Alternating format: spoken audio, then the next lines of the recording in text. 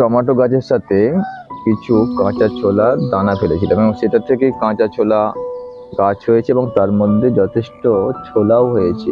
এখানে দেখতে পাচ্ছ অনেক কাঁচা ছোলা হয়ে আছে। তো আমি এর মধ্যে থেকে একটা এখন ছিঁড়ে নেব এবং তার মধ্যে কিভাবে ছোলা হয়ে আছে তোমরা প্র্যাকটিক্যাল দেখতে পাবে।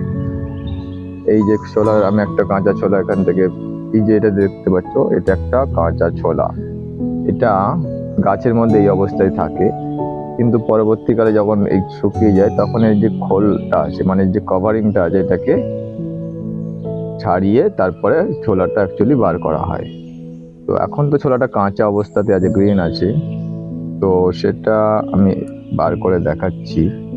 ওয়াও, এটা মোটামুটি কমপ্লিট হয়েই এসছে, কিছুদিন পর এটা শুকিয়ে লাল হয়ে যাবে।